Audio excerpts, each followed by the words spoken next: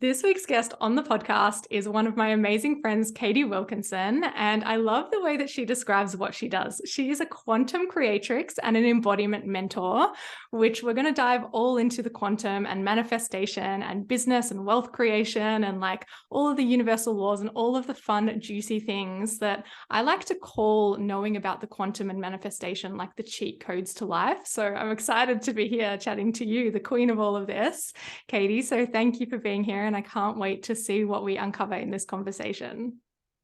Thank you so much, Shana. I feel like we always have the most high level, incredible conversations when we meet up. So it was a no-brainer to just record these podcast episodes. Yeah, absolutely. It's good that everyone else gets an insight into what our conversations and catch-ups are normally like.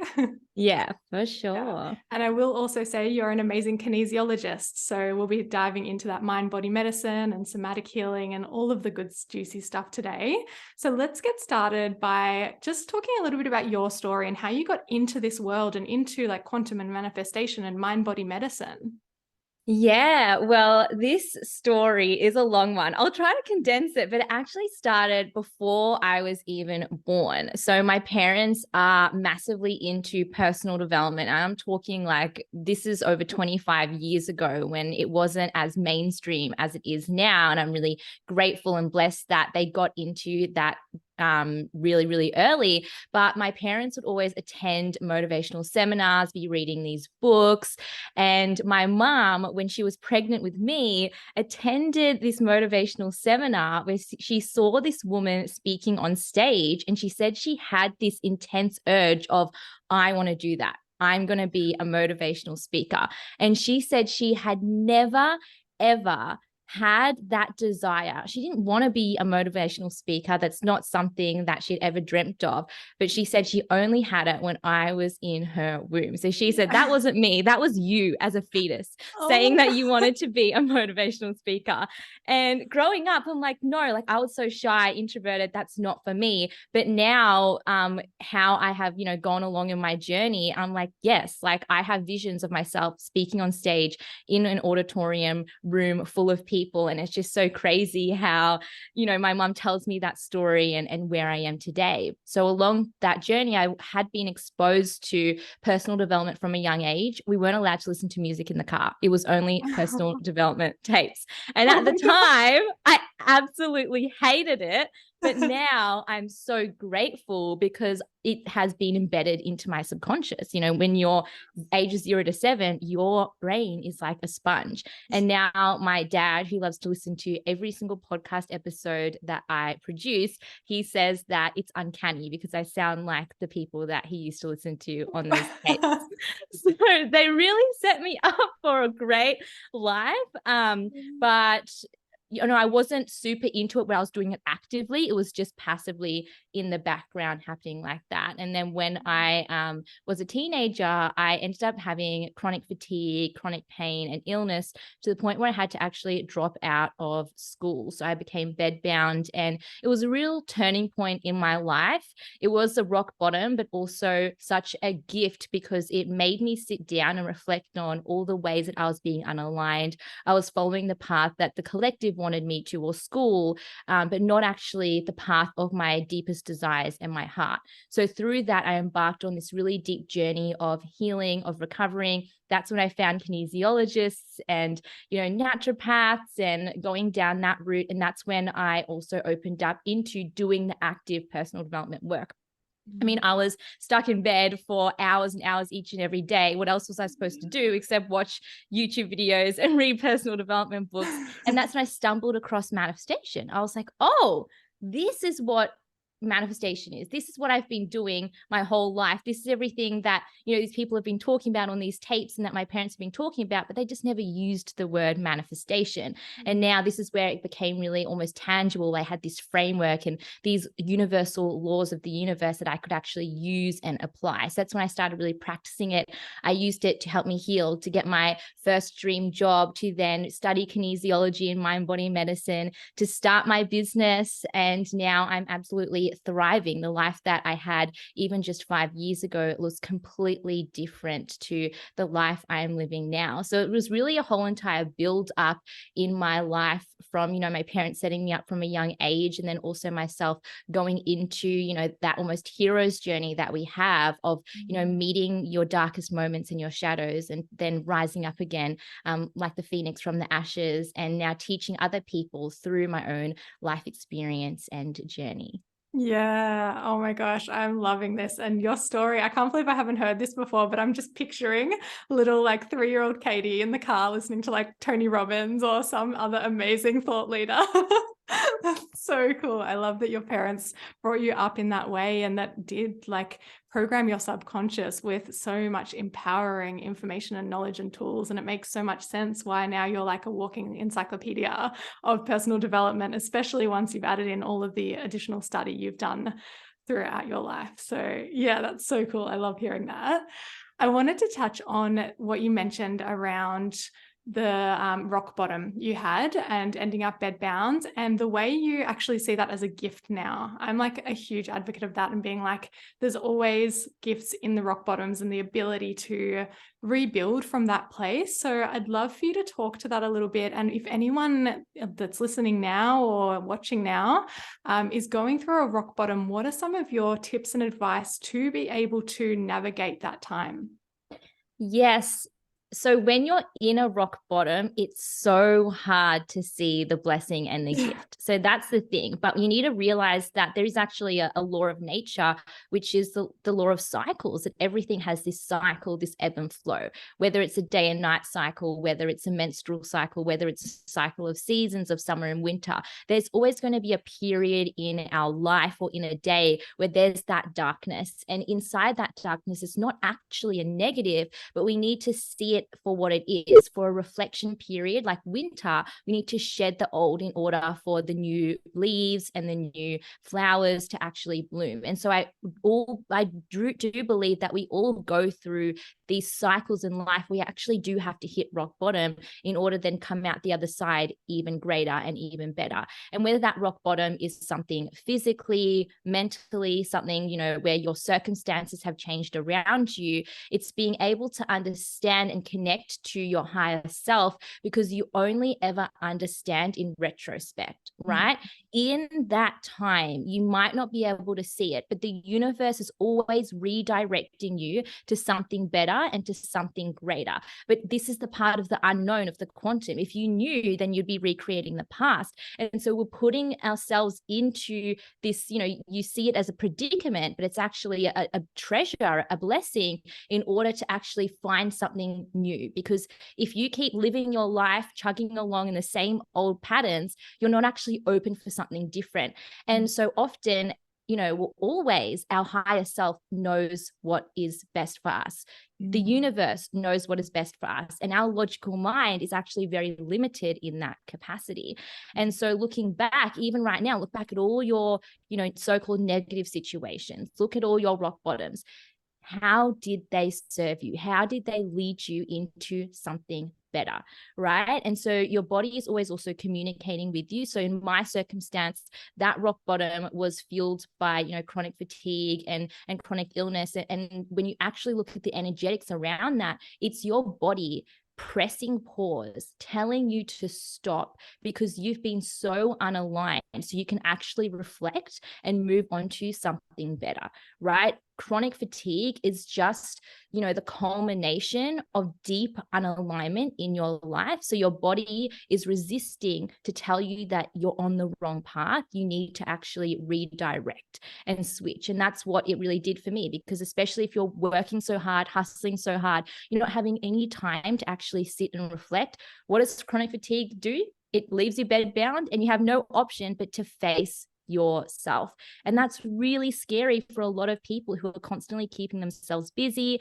and occupied, but seeing yourself and reflecting and really being honest with, am I living a life that is aligned with my higher self and my heart? And so I always do that. I connect in with my higher self and actually connect with that version of me in the quantum field who's already passed the rock bottom and I receive guidance from her. Just as right now, I can send love to past Katie 5-10 years ago, and she's receiving that, because when you heal the past, you heal the future, because all versions of yourself actually coexist right now. And, I used to think, I did my rock bottom early on, when I was a teenager, I've surpassed that. But what I've really come to understand is, again, we constantly have these cycles. I had another rock bottom earlier this year where I was overseas abroad traveling. I experienced trauma and had to fly home. And, all this trauma from the past got re-triggered. I had to do a lot of healing. I went to the dark depths, the places where I thought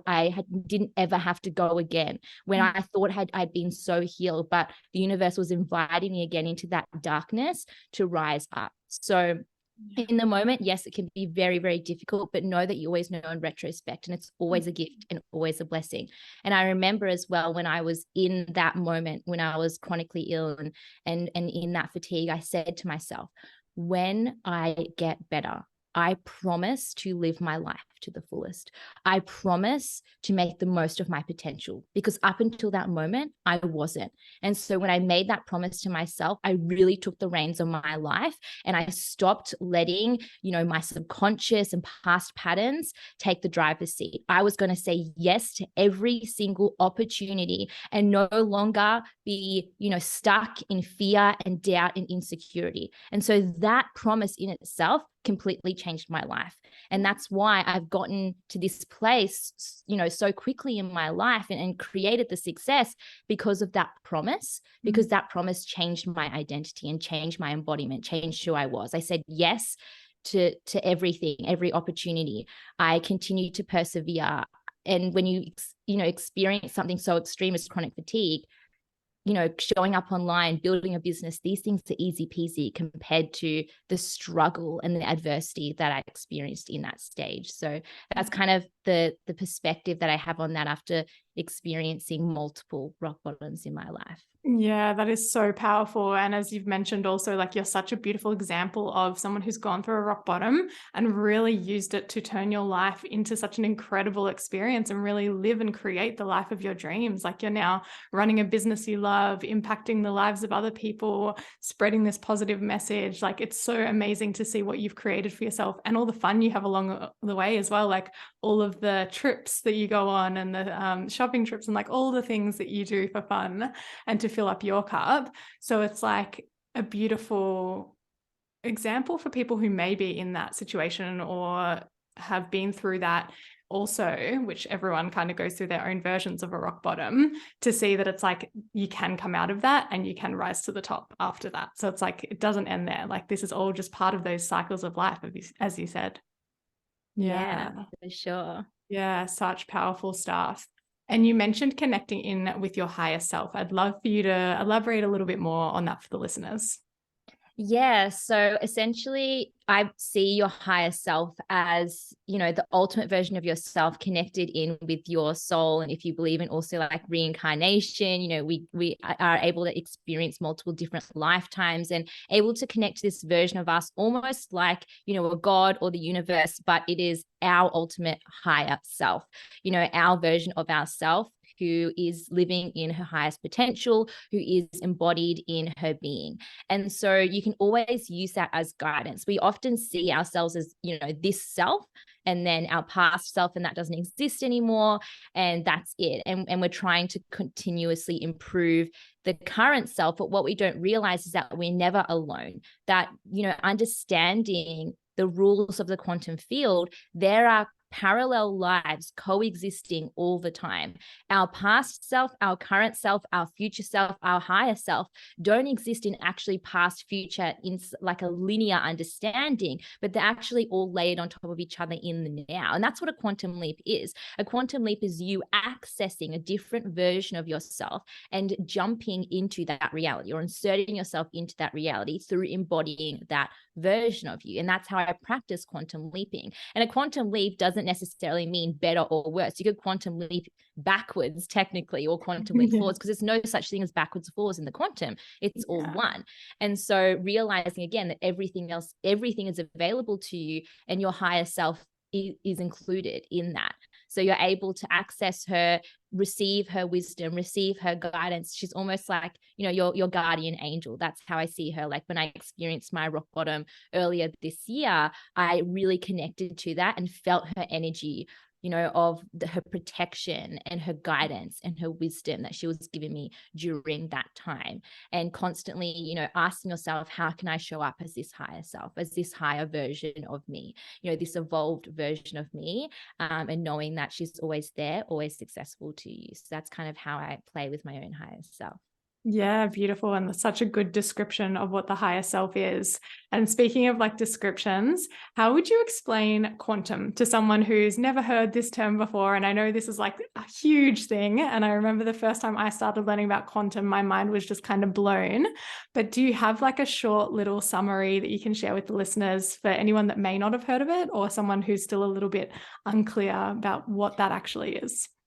Yeah, for sure. So there's so many different components of the quantum. I actually have a full masterclass that goes through the science and everything around it, which is called quantum attraction. But going through it briefly, there's quantum leaping, there's the quantum field, and there's also time collapse. And when you look at the quantum field, it's a unified field of all potentiality, of all consciousness that exists right now. It exists beyond space, it exists beyond time. There's no rule in the quantum field. And this is where we can see every single reality, every single version of us, every single alternate dimension exists in this field. And we're right now just living in one, but we can actually access any of them, right? And so it goes against the laws that we live in this reality, that everything is linear and then I have to work towards something and only this exists right now. What's available to me is what I can see. Because when we understand the quantum, we can actually look at it on an atomic, subatomic level of atoms are actually 99.99999% space. And only 0.00001% matter. We don't live in a physical world. What we're seeing is just particles vibrating at such a high speed, going into our eyes, being transferred as data into our brain, so it looks physical. It's almost like we're wearing a VR headset right now and seeing reality through these eyes. We can decide to pick and change, remove things and create things at our own will. Like I like to say, we're almost like living in a game of Sims, but we don't realize that we're not just the sim, we're the creator behind the computer screen, and we can choose whatever we like. We can also play those cheat codes, you know, that you can add in if you want to do motherload and receive a load of cash or whatever it is. It's fully available to you. So understanding we live in an energetic world, anytime you are defined by what is physical in nature and what you can see and what you can feel with your five senses, that is 0.1%. Right? Or 0.0001%. So that's understanding that everything is energy. So therefore I need to tap into that vibration. I need to work on an energetic field, electromagnetic field, vibration, rather than focusing purely on the matter and what I can see and touch and taste. So that's essentially understanding the quantum a little bit. I dive into this a lot deeper, but it really just changes everything when you realize nothing is not available to you. Nothing is impossible. We're constantly breaking the rules. We're constantly defying logic. We're constantly doing the unrealistic because we understand that there are no limitations when we play in the quantum. My favorite example is the 4-minute mile. You know, they said it was physically impossible to run the 4-minute mile until one person broke that record. And after that, one after another did it, because evidence creates and solidifies belief. But what happens when you don't see evidence in the physical world? You have to be the evidence yourself. You have to choose to see it before you believe it in your mind's eye, in the quantum field. So this is really, really powerful. And it's just holding yourself in that belief and realizing you don't need anything else outside of you to believe in the unrealistic and to defy logic. Yeah, it's so fascinating. I love talking about this kind of stuff because it really just shows that like when we work on an energetic and a belief level, anything really is possible, and it can feel so exciting and so empowering knowing that like it's all in our hand and we get to choose what we want to do with our lives. Yeah. So you also have mentioned some of the laws. So we've talked about the laws of cycles, and lots of us will know of the law of attraction. Are there any other laws that you would like to bring into this conversation and share with us that would be good to know about, or part of the cheat codes for how we can create the life of our dreams? Yeah, the law of action is another good one, because people think that, law of attraction, it's all just energy, but law of action also states that you do need to take action towards your goals or embody it. How I see it is, again, I don't take action to get somewhere. I take action as if I'm already there, because the quantum states that you receive equal to your state of consciousness. And so when we work towards something, what are we saying? We're saying, I don't have it. The version of you that has what it is that you are trying to manifest doesn't work towards it, doesn't take actions to get there. She takes actions as if she's already there. So, for example, are you posting and showing up on Instagram to build a business because you have no clients, you have no sales? Or are you posting as if you do, as if you're already an established coach, as if you're already an expert in your field? And so manifestation, a lot of people think it's just woo-woo and energetics. Yes, but energetics is action, because every single action that you take has a vibrational resonance, is telling the universe, this is what I'm available for. This is my identity, right? And it's very different to take action because you want to get somewhere versus taking action because I am that person. Are you taking action? Are you going to the gym to lose weight because you don't have your dream body?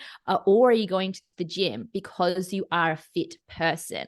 Same action, different underlying identity and different like mentality, right? So that's a big thing that comes into play. Like, I didn't build my business just through meditating and scripting and journaling. I actually did have to take the action and show up, but it was from this really embodied place of I'm already there. So I think that's a really great law that other people can implement. And there are so many, there are 12 main ones, but there's also even more, like, there's law of compensation, the law of gender, the law of assumption is one of my other favorite ones too, where it's essentially what you assume is what it is that you attract, right? So one of my favorite quotes that I like to say all the time is, what you anticipate, you create. Right. And every single person is anticipating something from the moment that you wake up in the morning. What are you anticipating or assuming? Are you assuming that you're going to make money today, or you're not? Are you assuming the emotions that you're going to experience today? Are you assuming, what circumstances are going to play out, the people that you're going to talk to, the issues that you're going to have, or the positive things that are going to happen in your day? Every single moment we are anticipating or assuming what is going to be happening. And it's often based off the past. But what you don't realize is this now moment is a fresh, brand new moment to create. It doesn't matter if you haven't signed clients in the past, 3 months of your business. Today you could sign 5. But because you assume based off your past, it's not going to happen, it's not available for you. Yeah. So even if it's happening for other people, if you don't assume it to be true for you, it's not happening. Your assumption means everything. Or if everyone else assumes that you can't, but you believe you can, your assumption prevails over anyone else's. Amazing. Would you say that assumptions and beliefs are like the same thing or very similar things, or how would you differentiate between the two? So for me, I do believe in belief, but I see belief as a mindset component, and then I see it as embodied. So a belief is important, but it only matters if it is embodied, because you can, try to insert these beliefs. I'm wealthy, I am, healthy, I'm rich, but do you actually embody it? Does your nervous system actually feel like that is part of your identity, right? Are you actually living and breathing it, or are you just saying it in the top half of your body, like your mind believes, but your body doesn't? So that's why I believe mindset work, yes, is powerful, but the assumption and the belief and the anticipation needs to actually feel like fully real in every single cell of your being. That's why a lot of manifestation techniques, people are like, why isn't it working? Well, it's because you're not actually integrating the technique as who you are. You can write that I'm wealthy, but then in the other 95% of the day, you're showing up and feeling lack in your system. Yeah. The belief isn't embodied. So that's the main thing that I say, like, how do you actually feel about the belief? Do you actually embody it? Is the belief your identity? Yeah. And is it just at a conscious level where you think you believe it, or is it in that subconscious level where it is more embodied and it's like, no, this is actually ingrained and a part of me? Yeah, I love that. Oh, amazing. So when it comes to building a successful business or creating the life of our dreams, what is your advice and tips based on what we've spoken about? Obviously, you've already given us so much incredible advice of what we can do and how we can focus on energy and embodying the version of us that we are. Is there anything else that you would attribute to your success?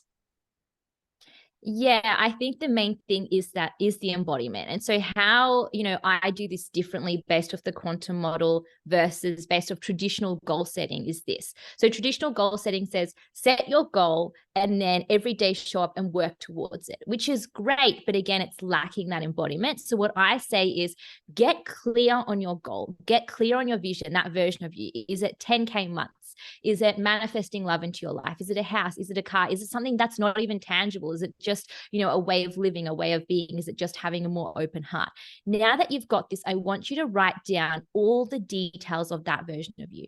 How does she wake up in the morning? How does she, make her breakfast? What does she eat? What does she wear? How does she hold herself? How does she walk? How does she talk? How does she show up?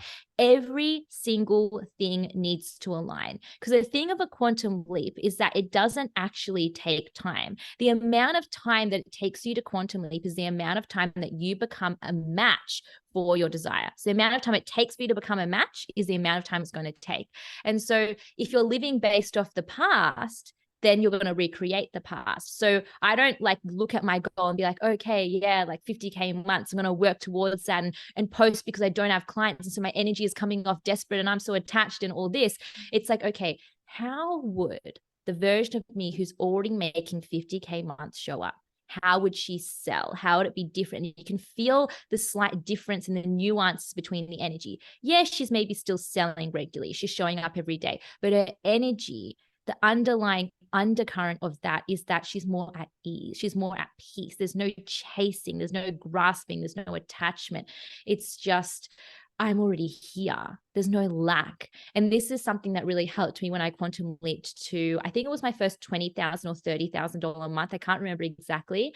But I really decided, I said to myself, what would change? How would I show up differently? And I realized in that moment, oh, I'm posting to get to $30,000 months. I'm posting to sign the clients.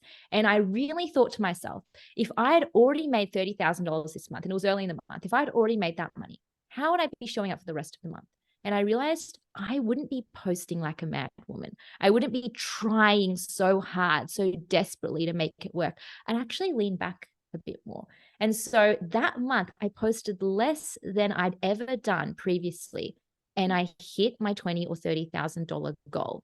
And it wasn't actually about the actions that I took, but it was about the embodiment of really connecting to, if it had already been done, what would change? And so that is a beautiful example. And it's very unique in my situation. But if we apply that to someone else's, let's say they only get $20,000 or $30,000 months, and they really connect into the quantum field and that version of them, they might be saying, oh, actually, I would show up more. Because right now I feel less confident. I'm procrastinating because I feel like I'm not enough. I feel like I haven't reached my goal. So that's why I'm hiding. And so if I really had reached that goal, I would shine more. I would show up more. I would show up more and show myself more, right? And so it's a real nuance. So I can't tell you exactly what that action is that your embodied self would take, but you have to connect in with the specific actions and changes and even just energetic states of being that you would be embodying differently in that next level. And how you access it is, again, by tapping into the quantum field. There's a version of you that already has your desire and is living that life. You get to talk to it and receive the wisdom straight from the source. Yeah, incredible. And what would your advice be for anyone who's trying to embody that version of them, but they're coming up against whether it's some trauma blocking them or patterning or conditioning, or there's something that's not quite allowing them to be that embodied version? What would you suggest in that case? Obviously, working with kinesiologists is amazing for that and talking to the body. Tell us a little bit about that. Yeah, so this is a really key piece because I've done a lot of the manifestation mindset work, and it can be easy just to say, oh, embody that next level version of you. But then again, there's that resistance where we can't stop procrastinating. We can't stop in our unhealthy habits. We just, we try to show up online and do the thing, but our throat closes up and our body is just rejecting it with every fiber of our being. So this is where I really bring in the somatic trauma release and, unraveling all the wounds of our past, because as much as our mind can say, yes, I'm embodying and I'm trying to integrate it, our body remembers certain patterns and wounds from the past. And if our nervous system is at its limit and we're feeling overwhelmed and we're not feeling safe, even right now, then how are we going to get to that next level? In fact, what's going to happen is we're going to self-sabotage, right? So even though logically you want more money, more clients, more love, more relationships, whatever it is, your nervous system can actually see that as a threat, because with more also becomes, more responsibility, more money, or maybe I believe I'm financially responsible, so I don't believe I'm worthy of that, or I don't believe that it's going to be good for me to have more money, or I believe people are going to try to take my money and going to take advantage of me, or if I believe I have more success, I'm going to have less time, I'm going to have more clients, more responsibilities, more people wanting me, more, authority, more this and that. It's actually easier to stay small and stay where I am rather than actually being in the spotlight, and maybe I'm going to face rejection, judgment, people, sending me hate comments. And that's actually too much for my nervous system to handle. And so when we're actually feeling this on a body level, and how you can just detect that is notice, how is my nervous system feeling right now? If I bring in my desire, is there any part of me that goes into contraction? Right? So you can do this right now. Feel into your desire. Does any part of you close up and contract, right? You can feel that. It's just like the tension versus expansion is that's opening, that's welcoming. Contraction is like, no, right? So maybe your throat starts to close up. Maybe you feel this heaviness in your heart. Maybe you feel this unease in your gut. That's your body saying, I don't feel safe to receive my next level. So this is where we can do the somatic work of actually going in, talking to the body. Why don't you feel safe? Is it that your nervous system is just overwhelmed and you need some recalibration so you can actually expand your capacity to receive? Is it that you experienced trauma previously and so now your body associates that trauma with your desire, so now you're self-sabotaging because if you received your desire, then something bad is going to happen, right? And our body doesn't really understand the difference between, a small threat that activates our fight flight response and death. Like anytime we're in fight flight, we are technically like we're going to die, basically. When showing up online, you're not going to actually die, but your mind doesn't understand that, even though logically, I know I have to do this. I know this is what I have to embody, but I just can't. This is where we do the body work. So maybe it was you spoke your truth when you were younger and someone, tried to tear you down, or someone said a nasty comment. So now you're holding that in your throat. And every time you try to speak online, your throat chakra just gets blocked and it gets constricted, and you're constantly having throat like issues and tonsillitis. That means there's something there blocked energetically that we can release. Or, maybe you got rejected as a child, or you faced extreme judgment, whatever it is, doesn't even have to be extreme. It can just be something small, because when we're children, we don't really understand, again, the difference between like life or death situations. It's just, oh my goodness, I'm in a fight flight response. So our body remembers that. And so now when we try to show up, when we try to speak our truth, when we try to embody it, we can come up against this resistance because it reminds our nervous system of what happened in the past. And until we clear that from our body, we're going to continually have this protective mechanism. So rather than getting angry at your body and being like, why are you inhibiting me? Just look at it as a protective mechanism that we have developed in order to keep ourselves safe. And in order to actually release it, we can't berate ourselves and get angry, but rather love that part of ourselves, loving the little inner child who felt unloved and unsafe, loving that version of us that didn't feel like she got loved when she was little. And so now she's, created this anxious attachment, and that's projecting itself in relationships and even online when it comes to receiving clients, right? So doing this work, I integrate that with my clients as well, understanding, is it just a mindset shift? Is it just something that we need to shift and tweak in embodiment? Or is it something much deeper that we actually have to unravel and unearth before we feel safe enough to step into that next level of our being? Such powerful stuff right there. It's just so incredible how our body is always trying to keep us safe, and it doesn't always feel like it's for our benefit, but when we can look at it from that lens and be like, oh, the reason I behave in that way, or the reason I can't get myself to do that, or the reason that feels really uncomfortable is actually just because my body's trying to protect me, then we can have that compassion and that love, and we can approach it from a really different way, rather than just kind of like trying to force and push against what obviously just doesn't want to occur.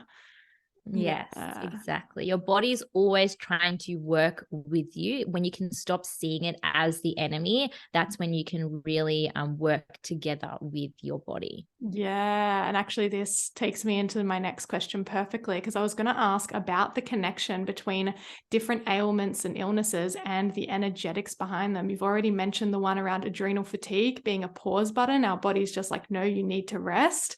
What are some other really common conditions that you see, and like the underlying energetic cause? Yeah, so I learned about this when I studied kinesiology and mind body medicine, where you actually, can map the body and see that in certain groups of illnesses or ailments, you can link that specifically to an unblocked emotion or stagnation in the body, right? So even if right now you think about, okay, what would this represent? Like, what would my throat represent? It's quite obvious that, okay, it is in regards to speaking. Some things are maybe not as obvious, but even just subconsciously, you kind of already know, right? So that's one of them. Your throat is your ability to speak, to express your truth. Your eyes are your ability to see. Your ears are ability to hear. And we're not just talking about physically see, but if you're having eye issues, are you scared to see into the future? Are you scared to see your past, right? With your ears, is there something that you don't want to hear from other people or yourself? Digestion is about digesting life. So if you're not being able to process things, and you're going to hold on to that. If you're constipated, then you're holding on to something really tightly, and so you're not letting it go. Your womb and reproductive issues is all around femininity, right? And your sexuality. So I suffered for many years from period pain. And when I looked into it, it was a lot of just past sexual shame and my masculine armor, which was causing that period pain to be there. And once I, unraveled that, now I have painless periods. Your back is support. If you think about your spine is your support column, right? So when you feel like you're not supported in life, or even you're not supporting yourself, then you're going to experience that back pain. Your lower back can also be money issues. Your hands are to do with grasping. Yeah, your neck is like the flexibility. If you think about, can I see different aspects, different perspectives in life? Your shoulders are carrying that burden. Your legs are moving you through life, walking you through life. Your feet are grounding. So many different other things. You can literally go into every single thing, like skin, anger, self-worth. There are books out there like The Secret Language of the Body is an amazing one. It's like my body dictionary. I just can go into any part, whether it's a tooth problem or my big toe. There's an energetic reason for that. So I'm very also connected to my own body as well. So anytime I do get pain or discomfort, I'll tune into that, or I'll go to my own kinesiologist to help release that, because I know that it's almost always something energetic. And also, after working with so many clients, it's easy to see that pattern between certain areas of pain or illnesses and the emotions that people are holding on to. Yeah, it's so fascinating when you can bring that in as well, because obviously it's so beneficial to be working on those things from the physical layer, and like eating well, drinking enough, getting enough sleep, all that kind of stuff. But sometimes you can be doing all the right things and it's still not shifting, or you're questioning, you're like, what's going on? Like, this doesn't make sense for the way that I do look after my health. So then when you bring that energetic piece of the puzzle into it, it's like, okay, this is what's going on. And it gives us more tools and more ways we can address that condition and get back to optimal health. So I love all those links. And I also use that book. It's one of my go-tos. Anytime I've got anything wrong, I'm like, oh, Ines Segal, like, get that book out. Like, what's going on? Yeah. And it gets you thinking. And isn't it? Yeah. And sometimes it's so funny because, we avoid, seeing ourselves. And so sometimes we'll open it up and we're like, that's not me. Like we'll have that reaction of like, I don't feel that. And then like watch a couple weeks or years later, you'll go back and be like, oh yeah, that was my issue. But I didn't see it at the time because you like are refusing to to see that. And it's just so funny sometimes. And, or even when, you know, you have family members or friends who are, you know, dealing with something, you can open up the book and be like, oh, okay, I see their underlying emotional patterns there. But yeah, it's fun. It's not something to, you know, be too strict about, but it is something that's really amazing to just see, and really an eye opener there. Yeah, it's adding those extra layers, like what I love talking about when it comes to embodied health, and really like looking at the physical, the mental, the energetic, the emotional. Like it's just helping to tie it all together and make sure we're covering all bases. Yeah. I love it. Amazing. So there's so many other things I could ask you. I'm trying to think of like the right next step from here. I guess speaking to health and the fact that you did go through that adrenal fatigue and you were bedridden, and obviously now you're so vibrantly healthy and like you literally glow. What's some of your practices, whether energetic or physical, that support you in really being your healthiest self? Yes, such a good question, because I do see health as wealth, and I do really see things in this holistic way. I don't believe that you just focus on business and money and you get there. If the rest of your life is in shambles and you're not focusing on, you know, nourishing every other aspect of your life, you know, it's going to affect and bleed into the other areas that you are trying to succeed in. So I do believe it's really important in whatever you want to achieve that you are really taking care of your health.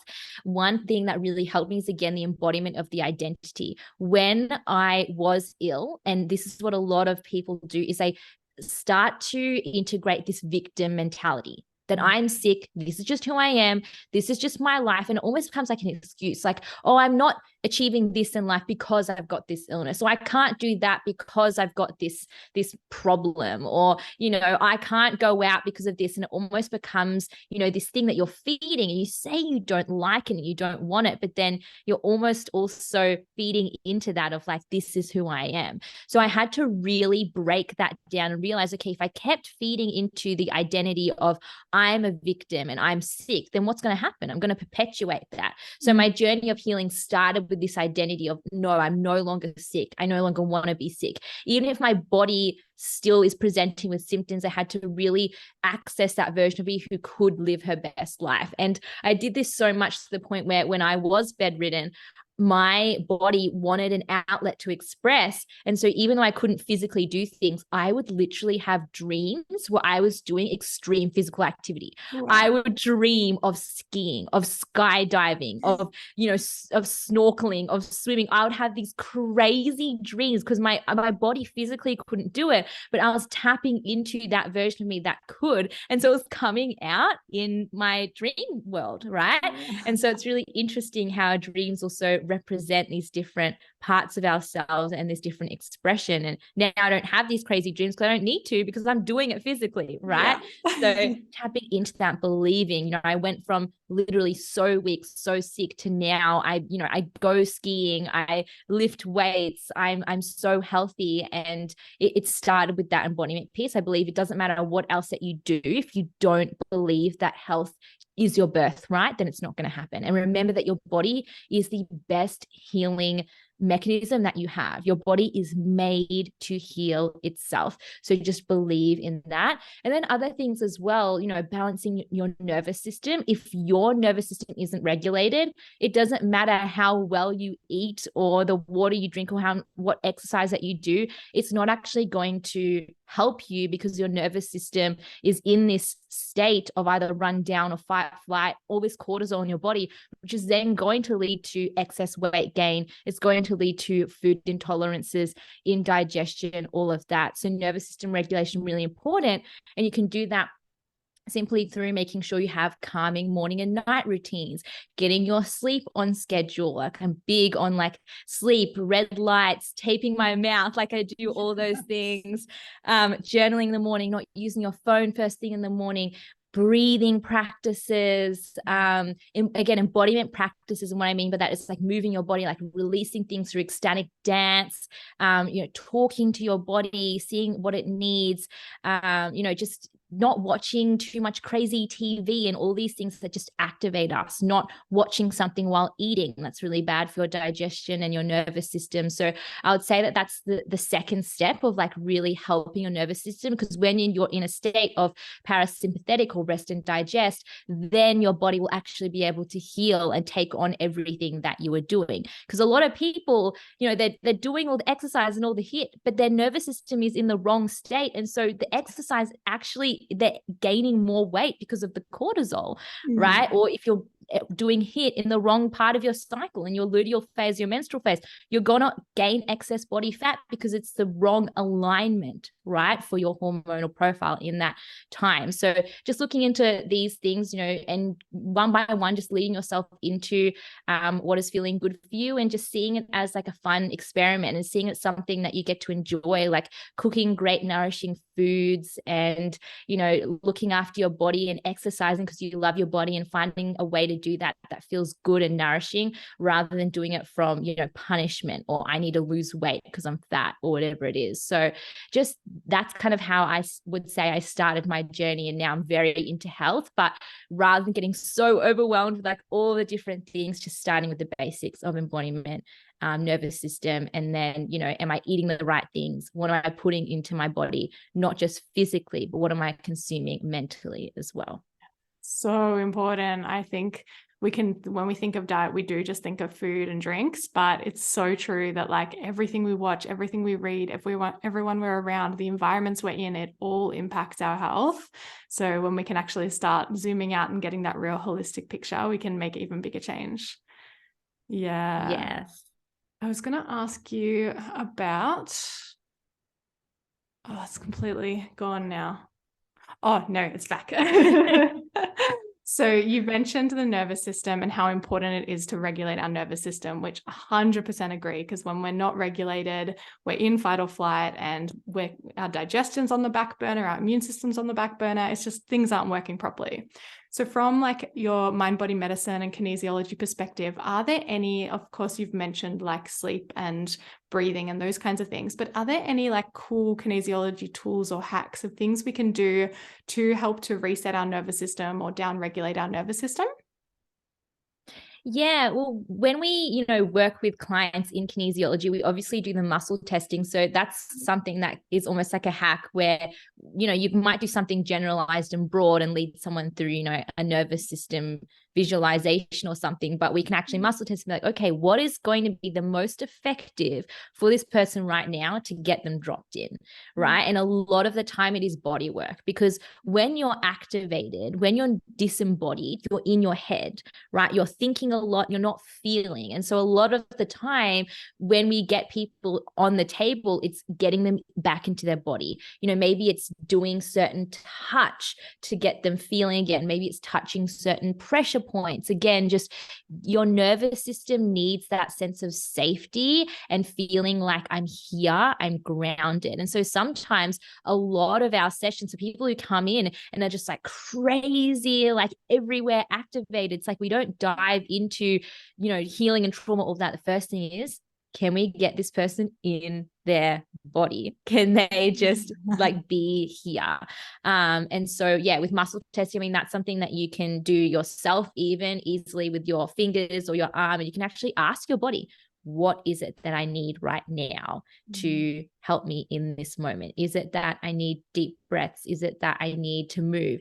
One other important thing to realize as well is with fight, flight, freeze, they're different responses. So when you're in fight or flight, it's like you're running or you're fighting. And so you're overactivated, you're overstimulated. Freeze is the opposite, where you're frozen, you're stuck. And so some people, you know, say, oh, well, meditate. If you're in a freeze response, meditation's probably not the best for you because you're already stuck. And so you don't need more stillness, you need to move. So that's another thing to notice. Am I overactivated or am I underactivated? So if I'm in fight flight, what you need, stillness, grounding. Yes, meditation, breathing, calming, less stimulation, quiet, right? If you're in freeze response, you're already stuck. You're already not doing anything. And so ecstatic dance, moving, feeling into your body, getting some more energy into there as well is going to really help you. So you get out of that stuck procrastination mode.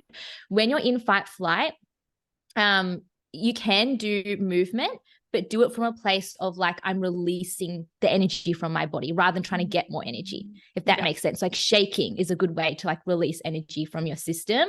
Exercise, you can kind of release that, but yeah, doing it from a place of like doing it to ground, to release, punch something. Okay, now I feel tired versus like overactivate. So that's another good thing to realize, like what nervous system like end of the spectrum am I actually in, and what do I need to then get me back into equilibrium or homeostasis? Yeah, I love that. And that distinction is so beneficial because it really like obviously helps when we're in tune with ourselves and notice which of those survival responses we're in. But once we have that awareness, we can start to kind of tailor our action to that. So I really love that. Would you consider the appease or the fawn response to be similar to the freeze, where you need to kind of upregulate, or is that kind of in its own category?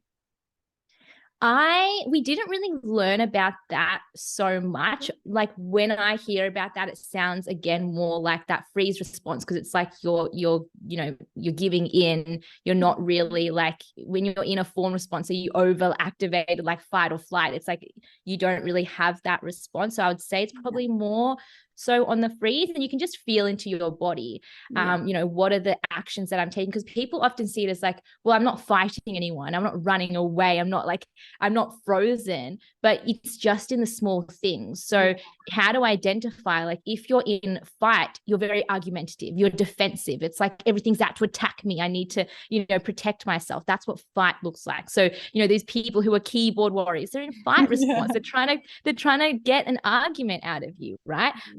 Flight would be avoidance. So I'm trying to run away from my problems, run away from responsibilities. I'm not doing anything.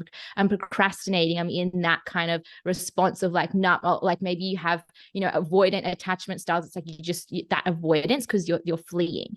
And then the freeze would be like that deep procrastination, so stuck, can't get out of bed. You're stuck scrolling, like you scroll and scroll for hours. And I can't get myself out of this pattern. I can't get myself moving. I'm so unmotivated.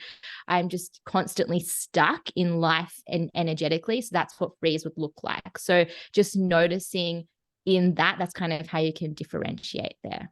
Yeah, amazing. Thank you for talking us through that. I know that's going to be so helpful for the listeners and finding those nuances between which response they are in. Yeah. Amazing. So this conversation has been incredible. And like I've said many times throughout this chat, like there's so many more directions we could take this. But is there anything else that you want to communicate to the listeners today to kind of wrap up? Any like parting words of advice or wisdom or things you really want to land for them? Yes. So sometimes we can go into this personal development or learn something new, and it can be quite overwhelming. Where do I start? Oh my goodness, I've been doing things wrong. I need, and it's just like all in our head. I want to remind you that it gets to be simple. We didn't talk much about time collapse, but this is what I will say.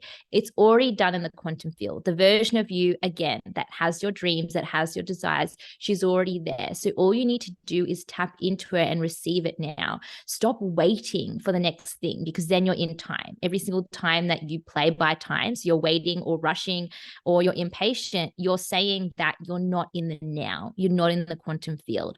So just come back in this podcast episode right now when you're listening. I don't want you to think that, it's going to be tomorrow or later when I have my quantum leap. Right now is the moment you choose to embody. If you aren't embodying and creating a shift in this now moment, it's never going to happen, because actually no moment exists outside of the now. So I want to remind everyone who is listening of that. It's all available to you right now. Stop stressing, stop rushing, stop waiting. Just say yes to your next big quantum leap. Boom. And we can see exactly why you're born to be a motivational speaker. Thank you. Next, I'll be doing this on stage. Yes, you will, 100%. We'll be there cheering you on in the audience. I feel like I need a mic drop after that. That was massive. I love that. What a Thank way you to so much, tie this up. Shana. And I have no doubt I'm going to be getting you back for future episodes because there are so many things we can dive into and explore. And you are just a wealth of wisdom and knowledge. So thank you for being here to share what you shared with us today and for inspiring us and motivating us and helping us become that embodied version of us and tune into our higher self and live that life.